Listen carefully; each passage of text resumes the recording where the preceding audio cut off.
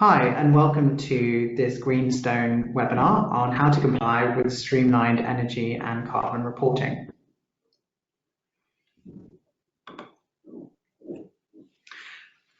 I'm David Wynn. I'm the Head of Client Services at Greenstone, and I'm joined today by Ella Perriton, who's the Sustainability Consultant in the Client Services team.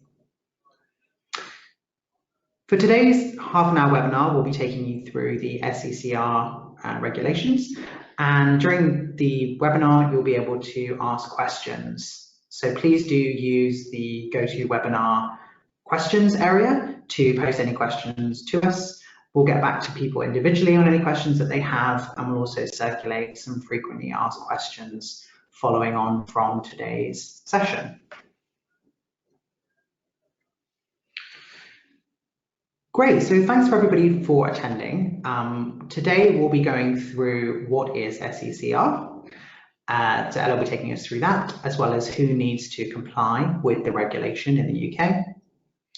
We'll then have a look at what you need to do to report, so what needs to be included and how to do that. And then I will be taking you through some top tips on how to prepare your organisation for the reporting, looking at some examples of how to get meet the regulation, and then we'll be having a look at the end sort of about how Greenstone might be able to help with that from a software perspective as well. So please do send questions through as we're going through today's webinar, and I will pass over to Ella. Thank you, David, and thank you everyone who has been able to join this webinar today. So I'm just going to start off with a quick summary of SECR for all those who aren't currently familiar with the regulation. So SECR stands for Streamlined Energy and Carbon Reporting.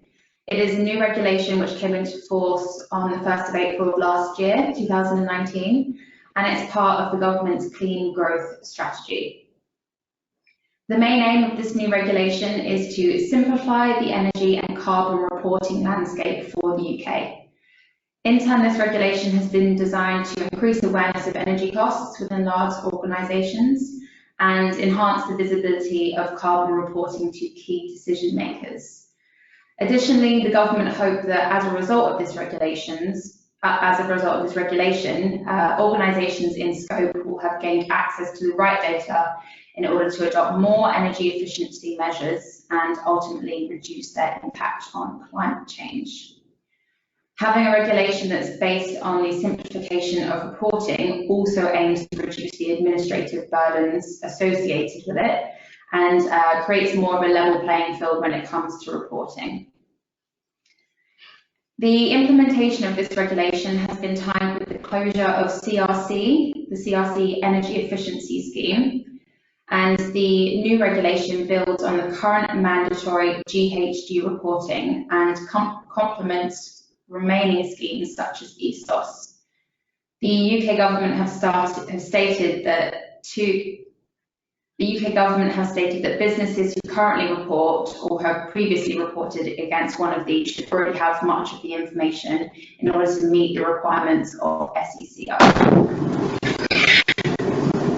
Document which we've linked here, and they've got some very good hints and tips when it comes to completing your reporting, so we highly recommend looking through this.